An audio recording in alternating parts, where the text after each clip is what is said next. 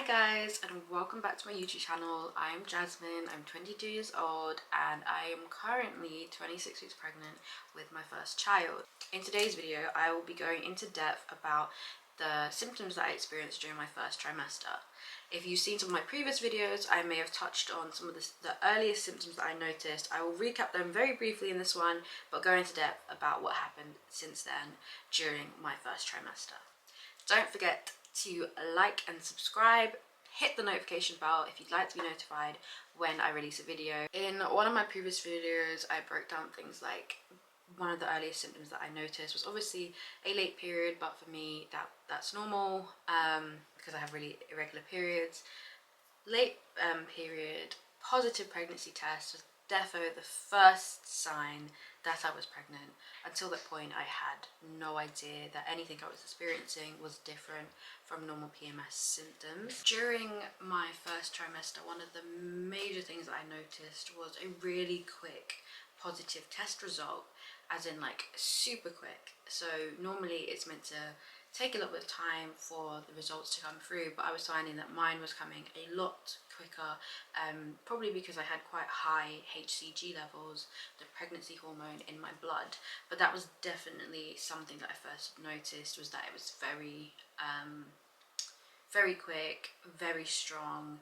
The reason I say that is because I'm quite a paranoid person, so I would take another test just to make sure I wasn't crazy or it wasn't a false positive or those kind of things.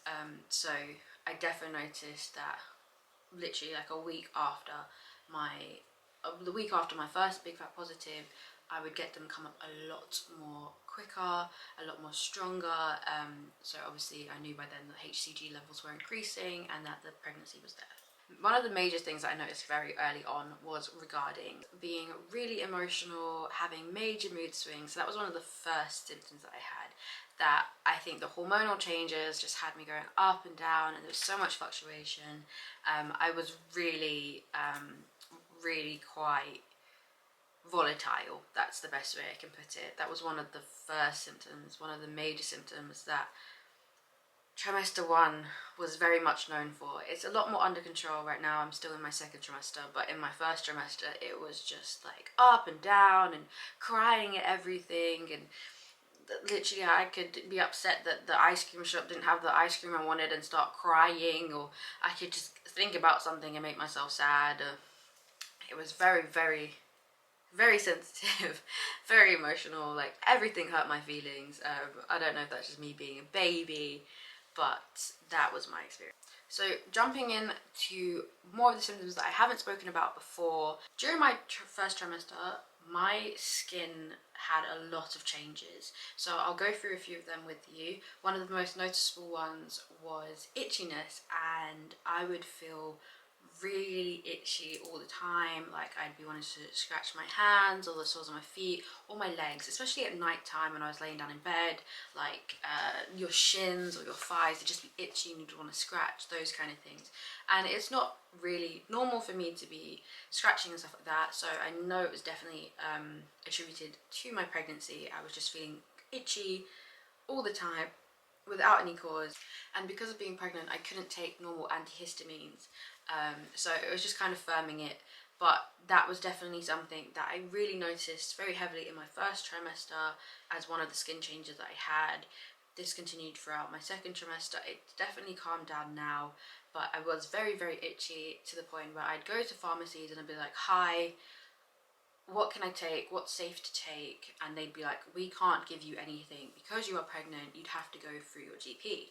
So if you do experience really severe itchiness and you would like to get some type of relief from it, contact your GP, tell them you're feeling really itchy and ask them what they can provide to you. In my booking appointment, I did mention this to my midwife, and she actually said to me that I could get some Piriton. So that's why I went to the I went to the pharmacies and I said to them, hey, I'm looking for this, do you have this? And they were like, we can't give it to you because you're pregnant. And I was like, my midwife said you could give it to me, so give it to me. And they would be like, no, we can't give it to you, you have to go for your GP. So if you do experience itchiness, go for your GP, tell them you're itchy. And my GP ended up giving me a prescription for a form of Piriton. Anyway, so the pharmacies is just a waste of time. But obviously they have their rules and legislation, the blah blah blah blah. But it didn't help me. But yeah, my GP gave me my prescription for it. I went to another pharmacy, picked it up, brought it home, and my GP just kind of said, use it as and when if it is really bad. But it's not like a everyday, let's have some hay fever tablets or whatever, because the effects on your child, they're still going to be them, you know. So just make sure that you are, if you do get on this, you take it when you need to. I ended up not having to take it at all, but I'm glad that I had it there as an option, because I didn't know how severe the itchiness was going to get. So just to have it there and have it carry around in my bag, like to this day I still carry it around in case there is an instance where I do have a really bad allergic reaction or itchy session or that kind of stuff, that I do have something that is safe for pregnancy on me. One of the other skin changes that I noticed, apart from being itchy, was having dry skin. And dry skin in places that I don't normally get dry skin. So I was having to moisturize my body a lot more just to stop it. Because when my skin feels dry, it then also becomes itchy. So then it just creates more problems, and I don't want that. So I would just have to make sure that I was moisturizing as much as possible, trying to use a shower gel that had some type of moisturizing agent inside it. But I definitely was getting a lot of like dry hands. I know now, later on in my pregnancy, which I'll get into in another video, I've experienced a lot of dry skin still around my hands, my shoulders, those kind of things. I've had a lot of skin reactions, but in my first trimester especially, it was just dry skin that I don't normally get, so I was having to moisturize a lot more, that kind of stuff. One of the benefits I noticed in my first trimester in terms of symptoms that even other people were noticing, like my midwife noticed it, my skin actually improved during my first trimester. All I can say is thank you, baby, because I've literally tried everything. I used to have really clear skin, like after my late teenage years I had really clear skin, and then in my second year of university, this is like 2017, my skin just broke out and it just was uncooperative to any medications, any dietary changes.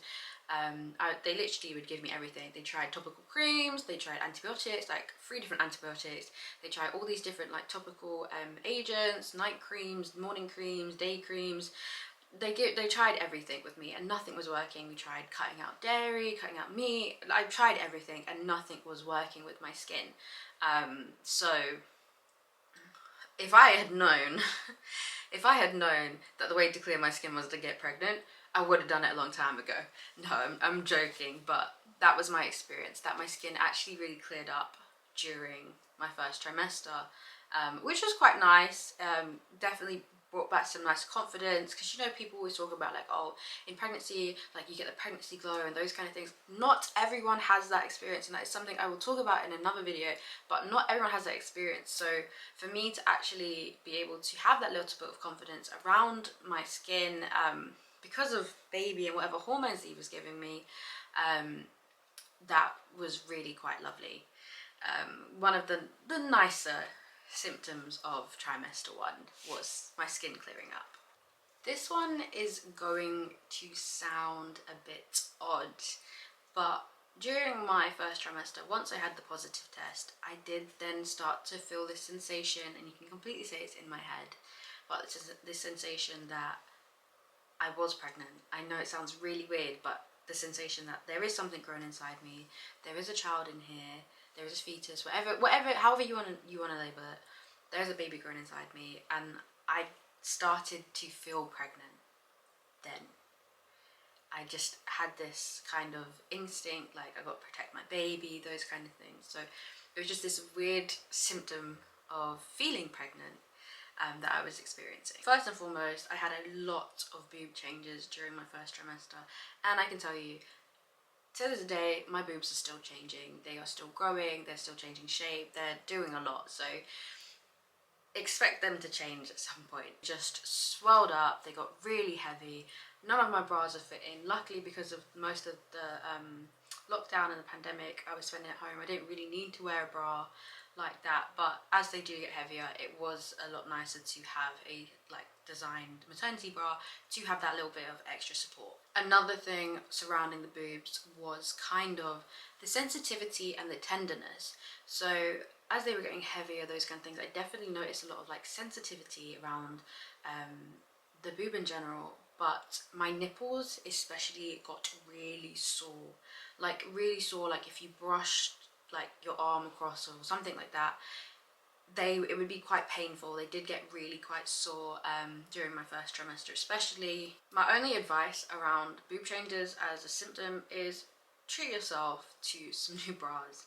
Treat yourself to some new bras, some new underwear, whatever it is, to make yourself feel happy, make yourself feel supported, and just as a treat for yourself, you know. But like I said, to this day, my boobs are still changing, they're still getting bigger, they're still changing shape. They've definitely become a lot more like firmer and fuller, because they definitely swelled up, and I don't know what they're full of right now. I could only imagine if they're full of milk, but they have definitely swelled up and got really quite heavy. Made me go up like 3 bra sizes, which is great for now. I'm interested to see how after pregnancy they end up looking, but for now it's great. Your boobs are like massive.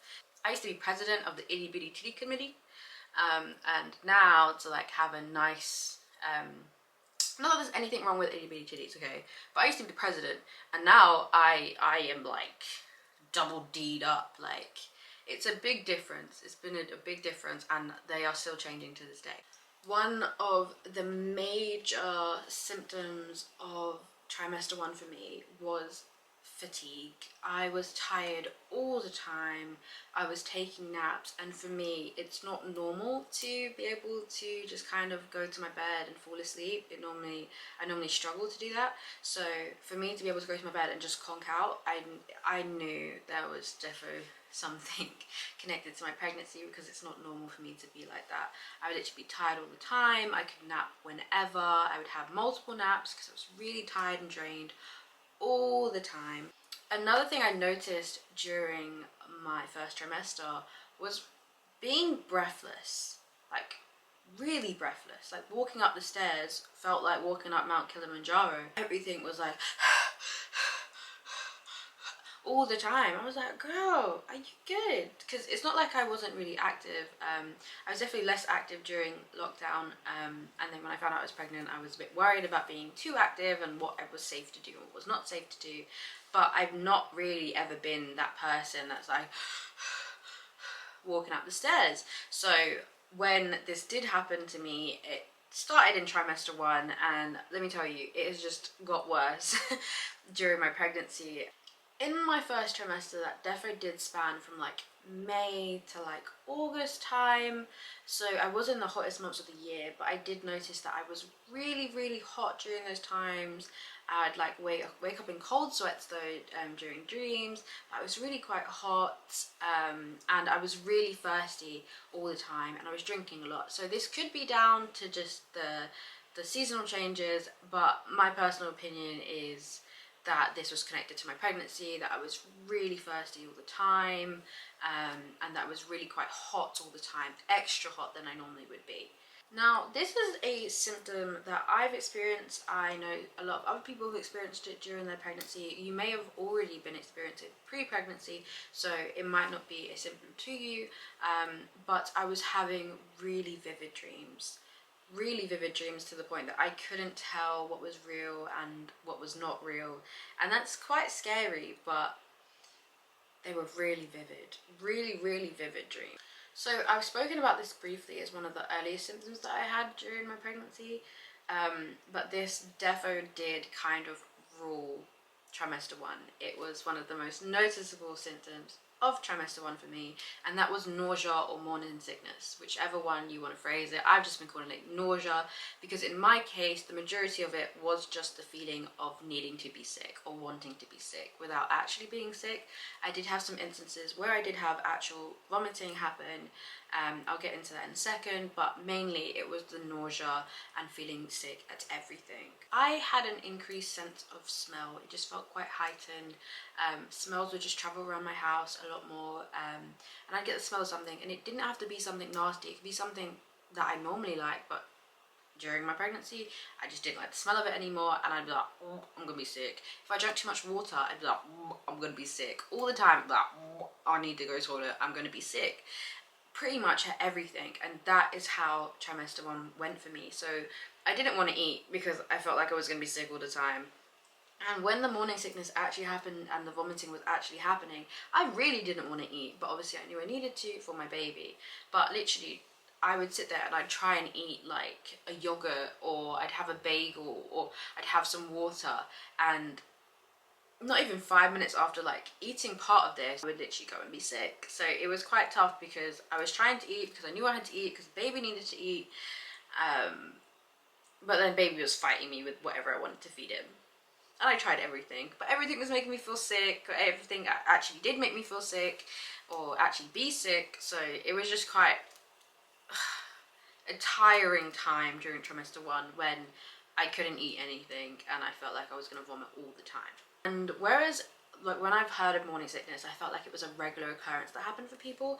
In my experience, it happened like 5 or 6 times during trimester 1. Outside of that, I didn't actually have to vomit. I just had the feeling of being sick. I still have that now sometimes, but a lot less so. I can definitely keep food down now, which is great, but my morning sickness episodes would be like once in week 9, once a week later in week 10.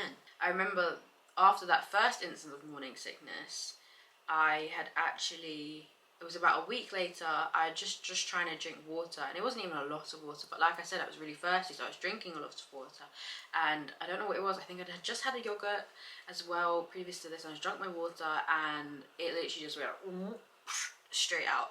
And I know that's really disgusting, really grim. I don't like vomiting. I don't think anyone does, but I'm not a fan. It's a horrible feeling, and I'm kind of really quite blessed in the sense that I didn't have it as regularly as maybe some other people experience in their period, in their pregnancy. Sorry. The experiences of morning sickness I had were really grim, but the nausea was the most persistent symptom that I had during my entire first trimester. So I'm so glad that that's not really a thing anymore. That's just a small recap of the main symptoms that I experienced during trimester 1. I will do subsequent videos once I've left trimester 2, on trimester 2 and trimester 3, about what symptoms I've been having, because they have been changing each trimester. Trimester 1 was definitely, so far anyway, was definitely the most volatile one, where there was a lot of things happening, a lot of changes, but for me, definitely nausea was the biggest one. Comment down below any strange symptoms you've had, anything you can relate to. Let me know any comments, any topics you want me to talk about in future videos, and I'll definitely make sure to read them out. Thank you so much for joining me in today's video. Make sure to like and subscribe, hit the notification button if you'd like to be notified when I upload a new video, but I look forward to seeing you in the next video.